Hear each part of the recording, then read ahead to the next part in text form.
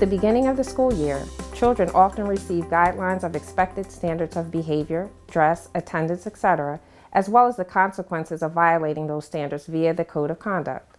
IDEA, the Individuals with Disabilities Education Act, addresses the extent to which schools may take disciplinary action when a child with a disability violates the school code of conduct.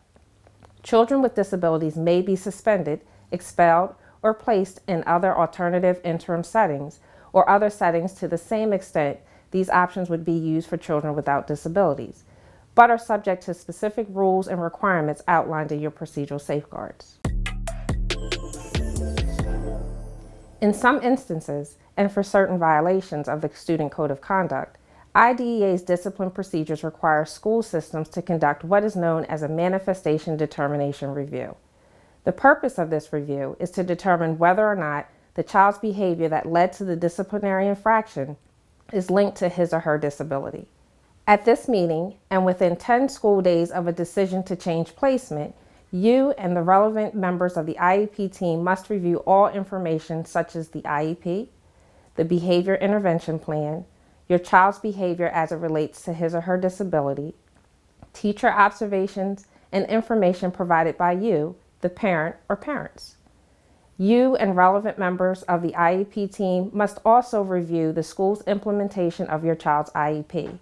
The purpose of the manifestation determination is to determine if your child's violation of the school code of conduct was caused by or had a direct and substantial relationship to the child's disability or was a direct result of the school's failure to properly implement the IEP. It's important to note the team must review all information and records relevant to your child's disability and/or behavior in the school. It is not sufficient for the team to only review the disability classification on his or her IEP and use this in the determination if the behaviors in question are a direct and substantial relationship to the child's disability. If relevant members of the IEP team determine that your child's misconduct was a manifestation of the disability, the school must take the following 3 steps.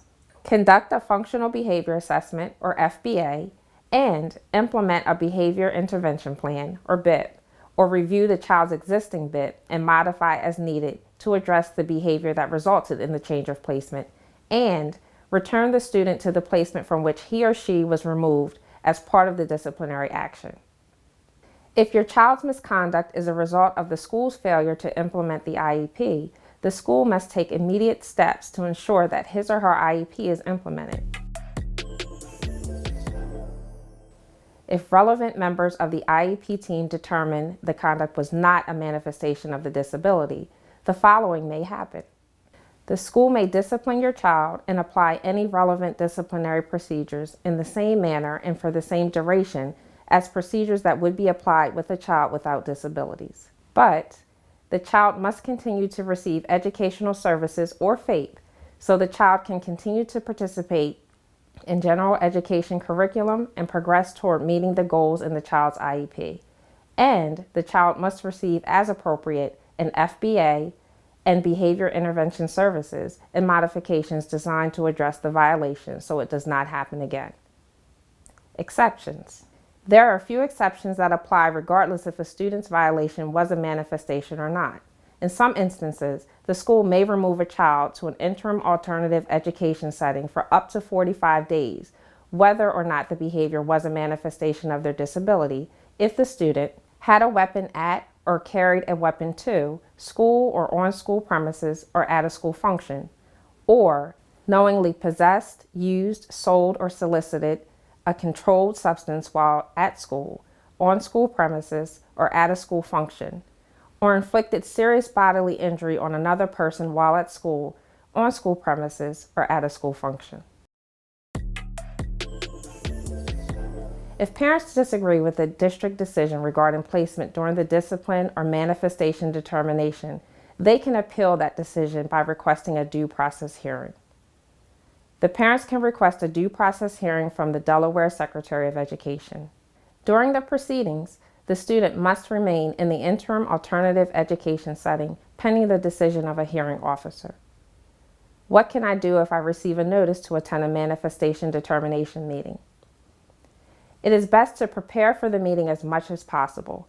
Begin gathering information, including any communication you may have had with the school about your child's needs, IEP, or behavior. Also be prepared to share information about your child's disability and how it may manifest itself in certain settings. This is also a good time to review your child's records prior to this meeting. Gather any information you feel may support your position. Additionally, review your child's records beforehand to be familiar with what's in your child's file prior to the manifestation determination meeting. Lastly, remember you do not have to attend alone. As the parent and member of the IEP team, you have the right to invite members with knowledge about your child to this meeting. Parent Information Center of Delaware staff are also available to assist you in understanding more about and preparing for this meeting. While we can't foresee everything that may happen with our children, there are some steps parents can take to become more familiar with the procedures and policies related to the Code of Conduct, its impact on students with disabilities, and behavior supports available within the school. Knowing and understanding your child's needs and communicating them at IEP meetings can also help ensure proper supports are in place. When a child's behavior blocks the child's learning or that of others, the IEP team must consider the use of positive behavior interventions and supports and other strategies to address that behavior. Additionally, the team may address the behavior through the annual goals in the IEP. The child's IEP may include modifications in his or her program, support for his or her teachers, and any related services necessary to achieve the behavior goals. If a child needs a behavior intervention plan or BIP to improve learning and socialization, the BIP can be included in the IEP and aligned with the goals in the IEP. For more information about manifestation determination meetings, or if you have specific questions about your student, visit our website at www.pickofdel.org or contact our office at 888-547-4412.